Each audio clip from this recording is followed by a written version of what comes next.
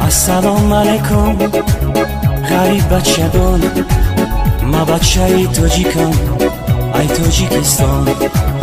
درد و غم و غریبی بگفتن آسان، خداوندی مهربان نگهبانتا.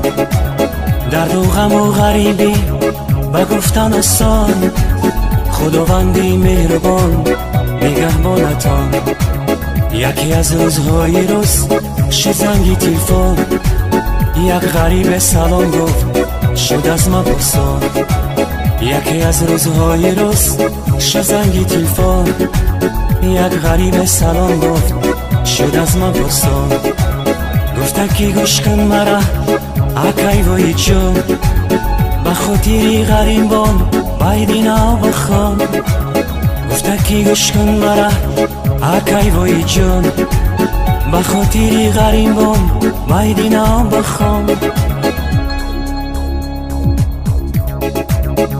غریبم غیر تو کسی ندارم، یگانه تو هستی پروردگارم. غریبم غیر تو کسی ندارم، یگانه تو هستی پروردگارم. همیشه نزد تو من گناهگارم، در ملکی غریبی مکن تو خورم. همیشه نزد تو من گناهگارم، در شهری غریبی مکن تو خورم.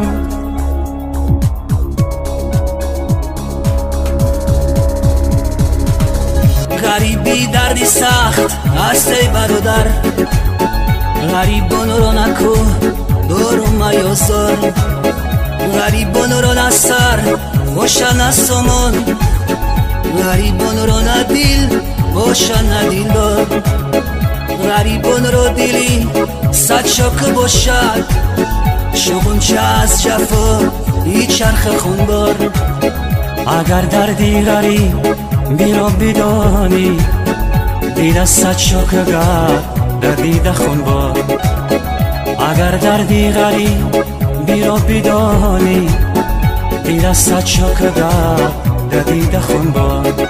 السلام علیکم غریب بچگان، ما بچه ای تاجیکم ای تاجیکستان.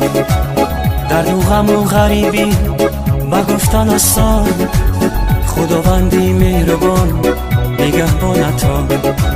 یکی از روزهای روز شد زنگ تلفن، یک غریب سلام گفت شد از من پرسان.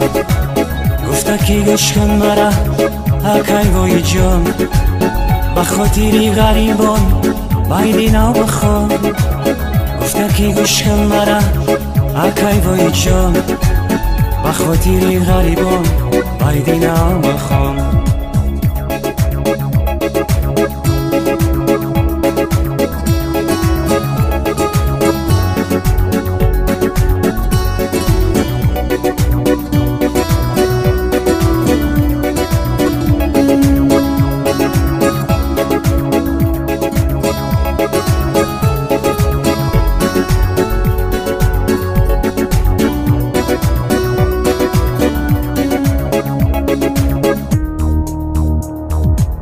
کتابی غریبی رو هر کس نخواند، حیاتی غریبی رو هر کس نداند.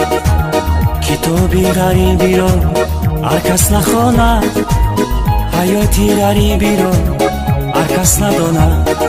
اون کسی غریب نبود از کجا داند، اگر کی پرسان شوی فهمانده نداند. اون کسی غریب نبود از کجا داند، اگر کی پرسان شوی فهمانده نداند. غریبان چشم کشایند با یادی وطن، دور از وطن جدا و از زن و فرزند. غریبان چشم کشایند با یادی وطن، دور از وطن جدا و از زن و فرزند. با صد خیال و فکر وقتی خواب کردن، از سحری تو بگو با غم تن به تن. با صد خیال و فکر وقتی خواب کردن، از سحری تو بگو با غم تن به تن. خدایا رحم کن بر ما غریبان، با مثل تو کسی به اسم روان.